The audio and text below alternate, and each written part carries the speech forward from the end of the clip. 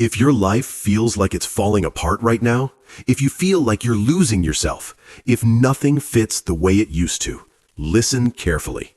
Because what you are experiencing is not failure, it is not weakness, and it is not the end. Let me tell you a truth most people never hear until they've already suffered through it. You don't grow by simply adding new things to your life. You don't evolve by stacking habits, goals, or identities on top of who you already are. You grow by destroying the person you used to be, the version of you full of habits that no longer fit, full of beliefs that made you smaller than your potential, full of structures that once protected you but are now suffocating the version of you trying to emerge. Yes, suffocating. Now look at nature's most famous transformation, the butterfly. We romanticize it, we turn it into poetry, we call it beautiful and gentle, but biologically, it is none of those things. It is violent, it is destructive, it is absolute. Because whether you know it or not, to get wings, you must first lose your form.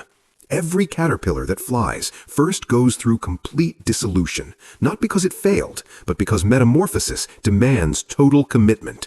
People are no different. You feel lost when your old life starts dissolving. You panic when your identity begins to melt. You want a new life, yet you cling to the old skin that is already dead. You want to fly, but you are terrified of the darkness of the cocoon. You want to be strong, yet you refuse to let your old weaknesses break down. Like the caterpillar, you cannot be two things at once. You cannot be the crawler and the flyer. One must end for the other to begin.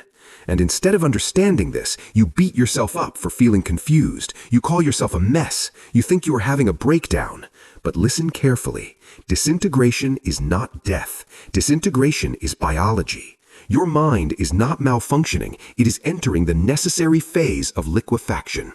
In biology, when a caterpillar enters the cocoon, it doesn't simply grow wings on its back. It releases enzymes that dissolve its entire body into a soup. Literally. It turns into liquid. It loses its shape, its mouth, its legs, everything that once defined it. Why? Because a flying machine cannot be built out of walking parts. Every time you try to level up, your mind whispers, "I don't know who I am anymore. I feel empty. I feel like I'm losing everything." It's not going wrong. It's going exactly according to nature's design. Your meltdown often forms from friendships that no longer resonate, careers that suddenly feel meaningless, desires that taste like ash, routines that now feel like cages, a sense of self slipping through your fingers. You think you are depressed because you have no direction. No, you are liquefying your old direction to make room for a new compass. You think you are lonely because something is wrong with you. No, you are isolated in the cocoon so you can reform without interference. Biology says this clearly. Total structural collapse is required for total structural renewal. The greater the change, the messier the goo. This is not philosophy. This is cellular science. Now apply it to psychology. Every real growth spurt requires a period of disintegration. The bigger the dream, the scarier the dissolve. Confusion is necessary. Isolation is necessary. Loss of identity is necessary. Grief is necessary. The void is necessary. And while you are inside it, it feels like you are dying because the old you actually is. No wonder you feel panic. No wonder you feel unanchored. No wonder you want to run back to who you used to be. But your life is not falling apart. Your internal structures are being rearranged for flight. The cocoon was never meant to be your tomb. It was meant to be your incubator. The goo cannot be skipped, but it can be organized.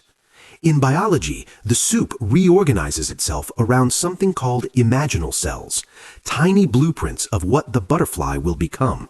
In psychology, a person reforms when their vision becomes stronger than their history. So how do you survive the melt? Here's how. 1. Surrender to the soup. Anything you try to cling to during the dissolve will only tear you apart. Say it out loud if you need to.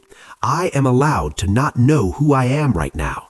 I am allowed to be messy. I am allowed to let this version of me die. This is not giving up. This is ending resistance to your evolution. 2. Trust the imaginal cells. Inside the goo are signals of the future. You have them too. The intuition that whispers, there is more. The quiet dream you haven't told anyone. The curiosity you can't explain. The standards you are finally starting to demand. Focus on these. They survive the melt for a reason. 3. Do not cut the cocoon. Scientists discovered that if you help a butterfly out too early, it dies. Its wings never inflate.